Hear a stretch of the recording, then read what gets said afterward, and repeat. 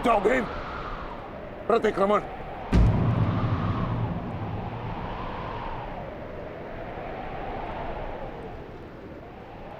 प्रतिक्रमण की मांग की है मैंने, रुक जाओ।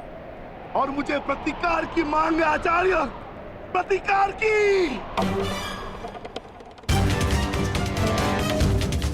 अपने पुत्र के प्राणों पर बनाई तो प्रतिक्रमण चाह रहे हो? नहीं भीम, मेरी मंशा केवल और केवल सभी योद्धाओं को एक प्रहर का विराम देने की है।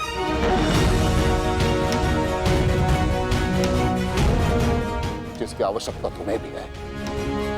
जाओ, अपने पुत्र का अंतिम संस्कार कर लो। ठहरो भीम।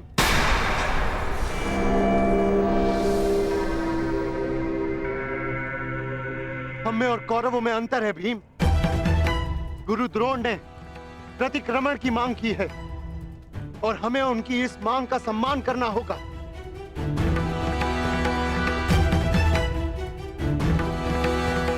मत करो भीम, मत करो।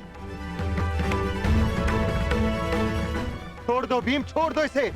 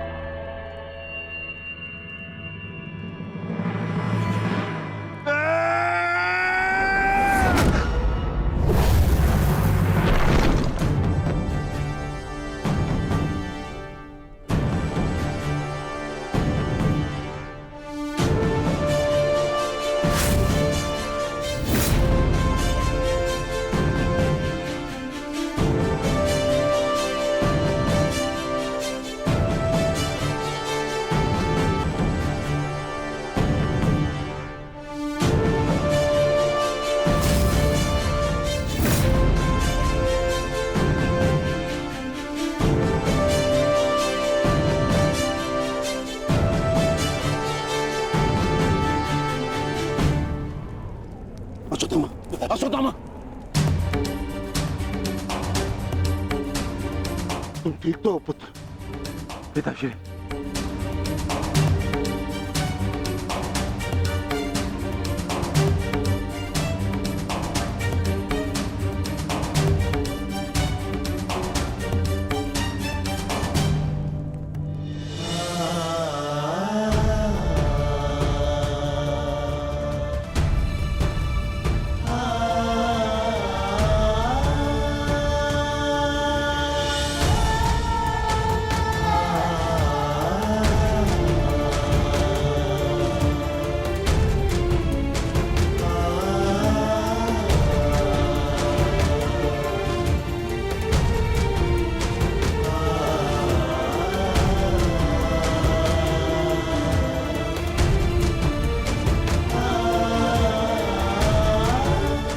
सबका जन्म किसी उद्देश्य के लिए होता है। हम अपने जीवन का मंतव्य पूर्ण करके अपने गंतव्य पर चले जाते हैं। और यदि एक वीर अपने जीवन का उद्देश्य पूर्ण करते समय वीर गति को प्राप्त हो जाए तो उसे मोक्ष की प्राप्ति होती है। तुमने सबके लिए जो कुछ भी किया उसके लिए सभी तुम्हारे ऋणी रहेंगे पुत्र। तुम्हारा ये बलिदान व्यर्थ नहीं जाएगा घटोत्कच। और इन्हीं बलिदानों से हम इस युद्ध में विजय पा सकेंगे। जिस भविष्य के लिए हम ये विजय चाहते हैं माता, क्या उसके लिए वर्तमान का बलिदान करना उचित है? पुत्र की हत्या हो जाए और पिता जीवित रहे, ये कैसा न्याय है माता? ये न्याय नहीं पार्थ, यही नियति है।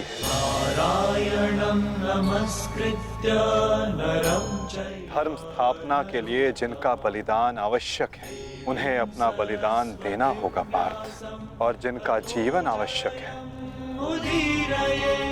उन्हें संघर्षों का और दुखों का भार उठाकर अपना जीवन जीना होगा। और इस युद्ध के लिए, इस धर्म स्थापना के लिए तुम्हारा जीवन आवश्यक था, और घटोत्कच का बलिदान।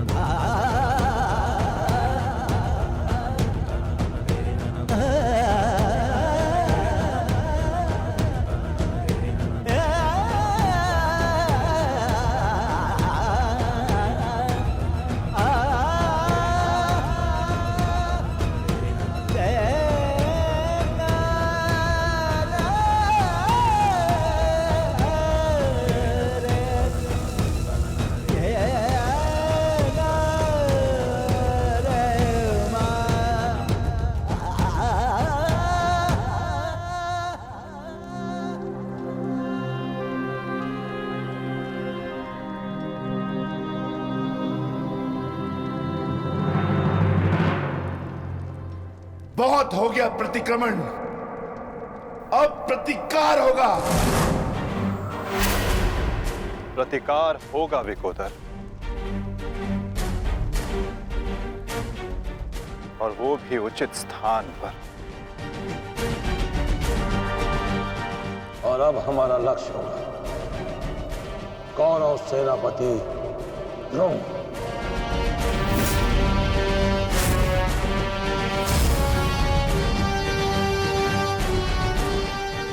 हाँ पिताश्री,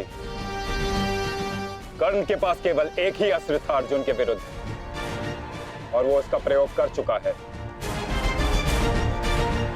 अब ना तो उसके पास कोई शक्ति है और ना ही कोई कवच, इसलिए अब वो हमारे लिए संकट नहीं, किंतु आचार्य द्रोण को रोकना अति आवश्यक है।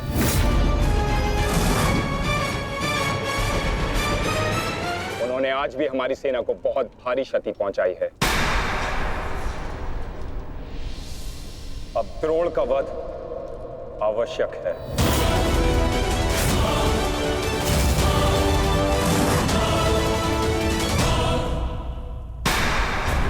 पिताश्री, पिताश्री,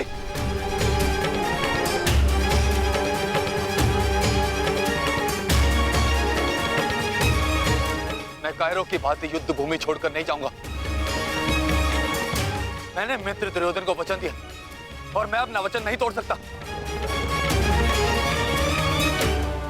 एक बात का स्मरण रहे अश्वत्थामा, कि धर्म अधर्म की बात करना हमें शोभा नहीं देता।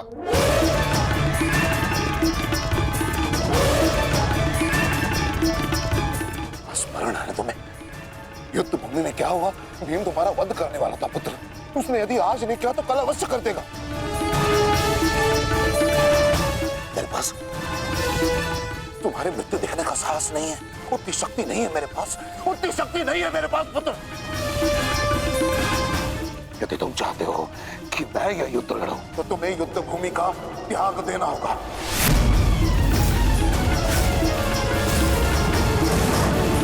वचन दो मुझे कि तुम युद्ध भूमि का त्याग कर दोगे, वचन दो। आचार्य द्रोण, यदि ऐसा है तो आप यह युद्ध भूमि छोड़कर जा सकते हैं, परंतु मेरा ये मित्र कहीं नहीं जाएगा। वैसे भी आप हमारे सेनापति हैं ना, सेनापति होने के पश्चात भी आप उन विपक्षियों का कुछ कर नहीं पाए क्योंकि वो बख्शी आपके प्रिय शिष्य हैं, इसलिए कुछ नहीं कर पाए हैं आप। शांत हो जाओ मित्र।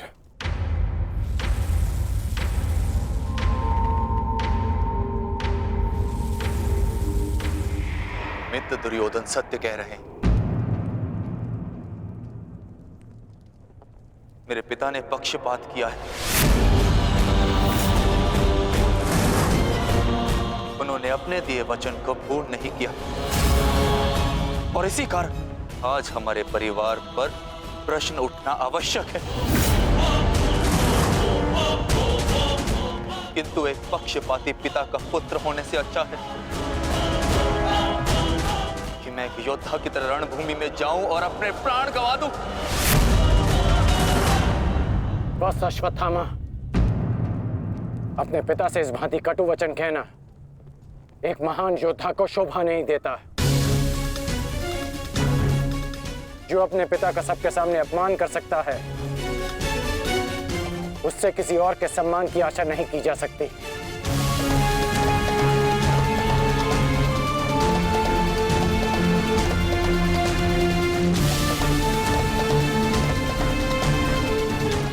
क्षमा कर दीजिए पिताश्री, परंतु मैं इस युद्ध भूमि को छोड़कर कहीं नहीं जाऊंगा।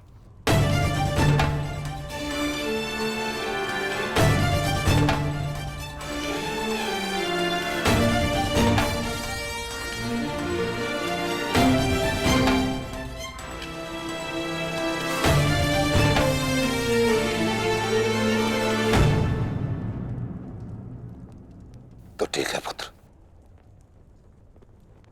मैं तुम्हारी इच्छा का मान रखता हूं और आशा करता हूं कि नर्क से दूर रहने की शक्ति तुम्हारे पिंडदान में हो। आज केवल तुम्हारे कारण मुझे संपूर्णता से धर्म का त्याग करना होगा। एक पुत्र पिता के लिए बल होता है, परंतु आज तुम मेरे लिए निर्बलता सिद्ध है।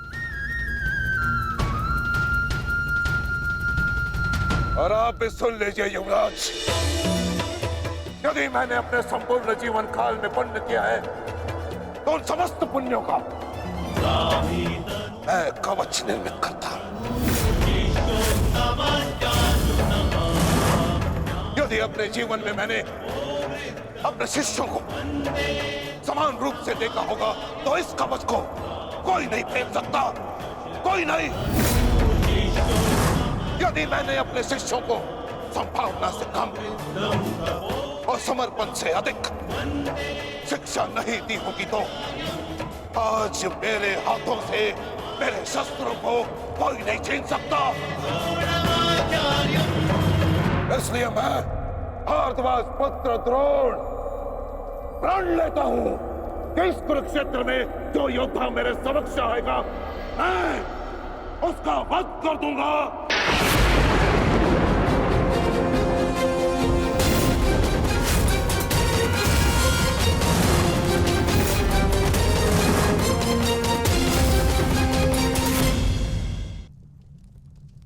आचार्य द्रोण का वध करना सरल नहीं। परशुराम के दिए गए उनके पास ऐसे कई अस्त्र हैं जिनका हमें अनुमान तक भी नहीं। मेरे पुत्र का जन्म केवल द्रोण के वध के लिए हुआ है। मुझे पूर्ण विश्वास है कि मेरा पुत्र अपने जीवन के इस उद्देश्य में अवश्य सफल होगा।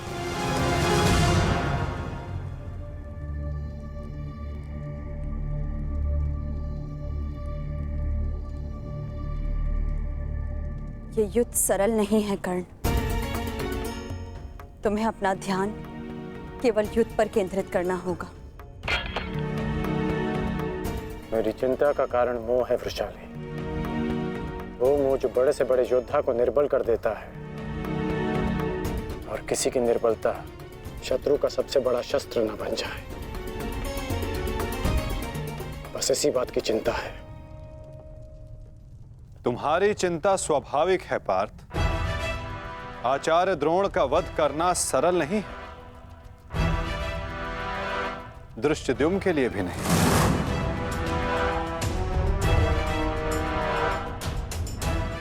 तो क्या कोई व्यू नहीं जो हम आचार्य द्रोण के विरुद्ध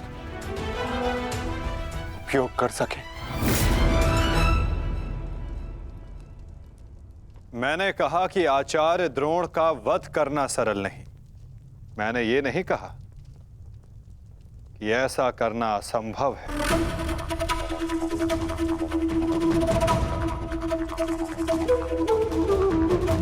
एक व्यू है जिसे आचार्य द्रोण भी नहीं तोड़ सकते।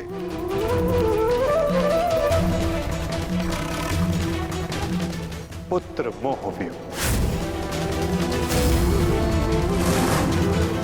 आचार्य द्रोण को परास्त करने का केवल एक ही अस्त्र है, अश्वत्थामा।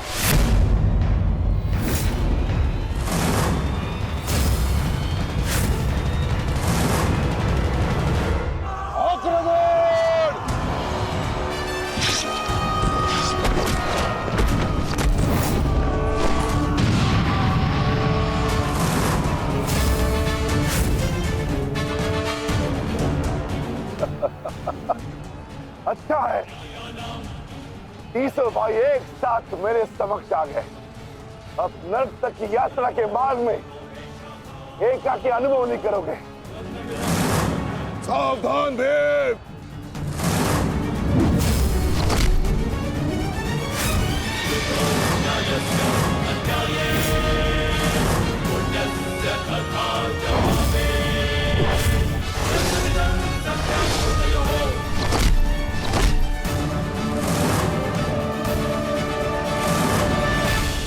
आज मैं हस्तिनापुर नरेश महाराज धृतराष्ट्र के सभी पुत्रों का कवच हूं। यदि किसी ने भी उन्हें हानि पहुंचाने का दुस्साहस किया तो उसे मृत्यु में स्वयं दूंगा, और ये मेरा संकल्प है।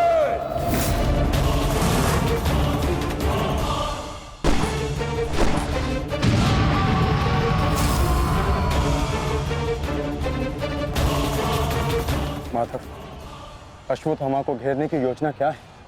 हमारी योजना तो कब की प्रारंभ हो चुकी है पार्थ। क्या हुआ अश्वत्थामा? तुम्हारे पिताश्री कहाँ हैं?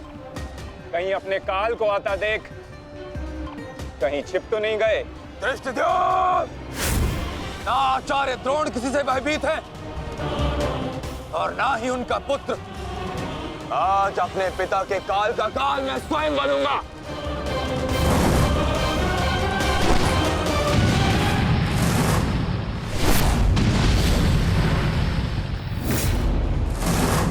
बस इतना ही सीखा है अपने पिता से?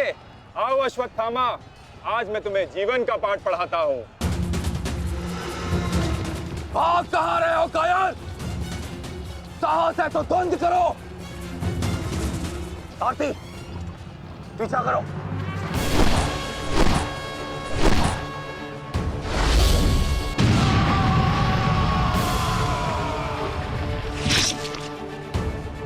मित्र, अश्वत्थामा कहीं दिख नहीं रहा।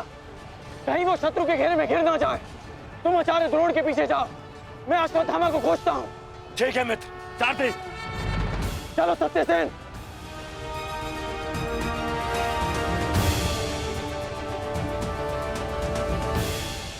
तुम मेरे पिताश्री के काल हो, मेरे नहीं। परंतु आज मैं तुम्हारा काल बनकर आया हूं। सावधान!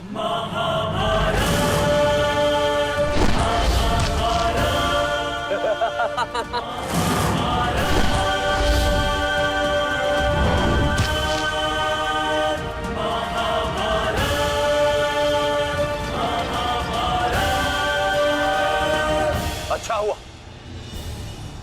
कि पिता और पुत्र दोनों एक साथ मेरे सामने आ गए। आज तुम दोनों मेरे हाथों वीर गति को प्राप्त हो गए।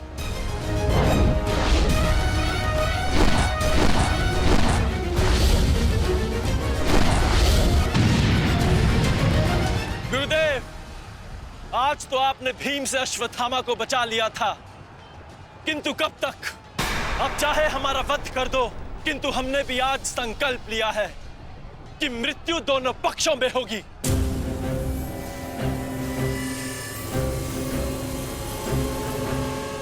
चलो सारथी, हमें वापस जाना है।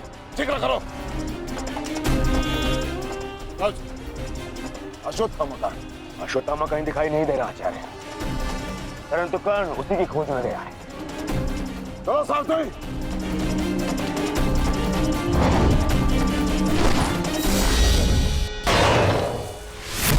अब तुम्हारी सहायता के लिए ना कोई सैनिक है और ना कोई व्यू। अब तुम दोनों को मेरे हाथ से कौन बचाएगा? सावधान! अश्वत्थामा, तुम स्वयं व्यू में खड़े हो। इस व्यू को शमशान व्यू कहते हैं। कदाचित तुम्हारे पिता ने तुम्हें इस व्यू के विषय में बताया ही नहीं होगा। अपने चारों ओर देखो।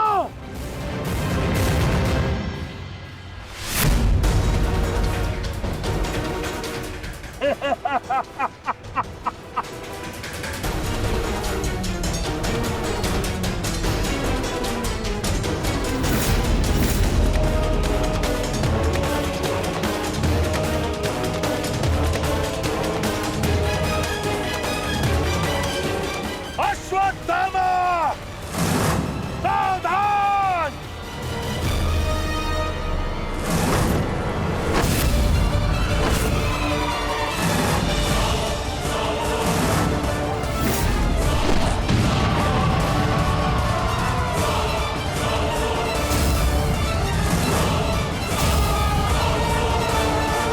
अश्वत्थामा, सावधान!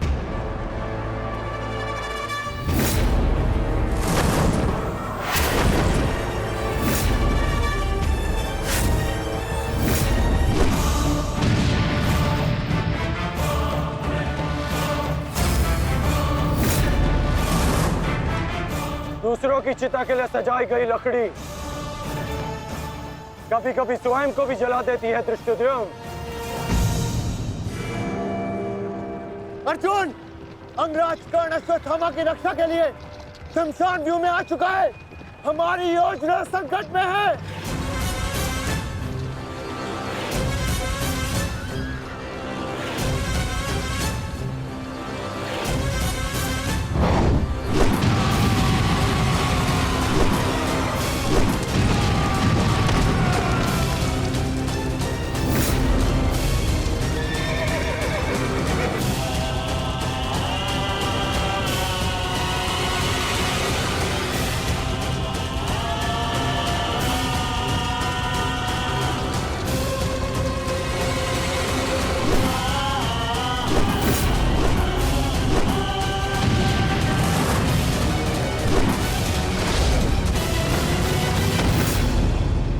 अश्वत्थामा!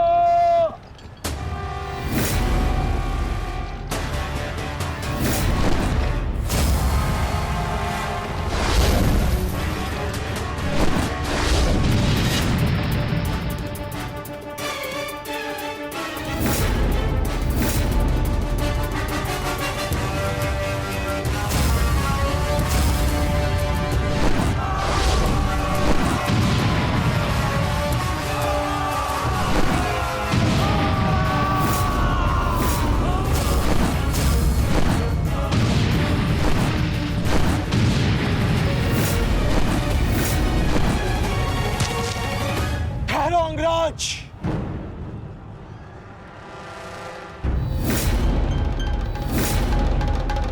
स्मरण है ना कि हमारा द्वंद्व का निर्णय आना अभी शेष है। मैं युद्ध का आह्वान देता हूं।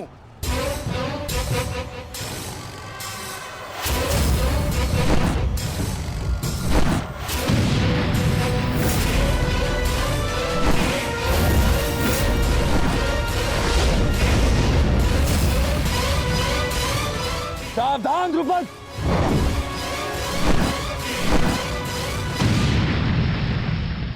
मेरा ही राज्य मुझसे ही छीनकर मुझे ही आधा राज्य भीख में दिया तुम्हारे पिता ने, और जिस आधे राज्य पर तुम शासन कर रहे हो वो मुझे स्वीकार नहीं है। इस अपमान का प्रतिशोध आज अवश्य लेकर रहूंगा। जो अपनी पुत्री का अपमान होने से न रोक सके वो अपने राज्य और अपने सम्मान की रक्षा क्या करेगा? तुम उस विषधर के समान हो जिसके विषदंत टूट चुके हैं। मेरी बात मानो और समर्पण कर दो, तुम्हारे प्राण बचे रहेंगे। प्राण तो अब तेरे नहीं बचेंगे।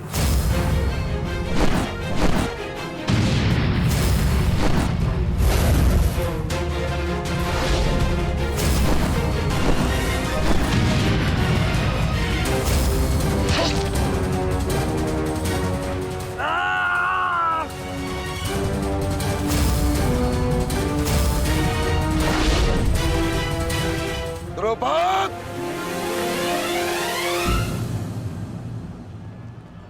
तुम्हारी शत्रुता केवल मेरे साथ है, उसका प्रतिकार तुम मेरे पुत्र से मत लो, अन्यथा अनर्थ हो जाएगा।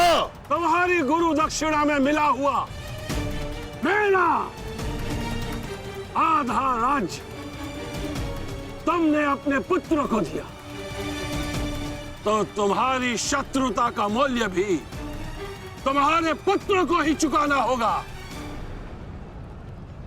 सावधान!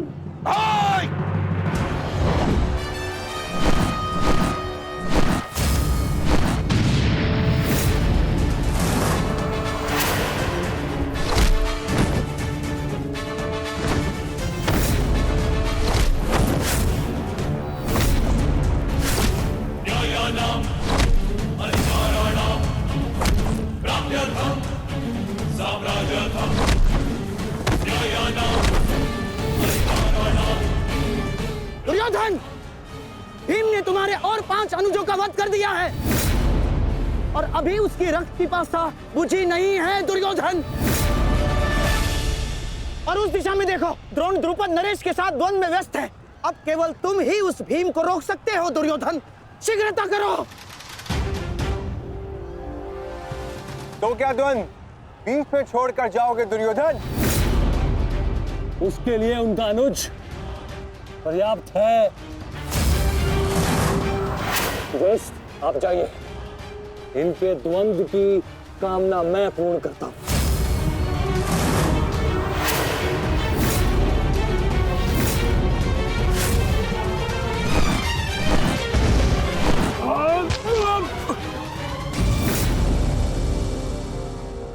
बार बार मुझे छोड़कर मेरे पिता पर वीरता क्यों दिखाते हो आचार्य?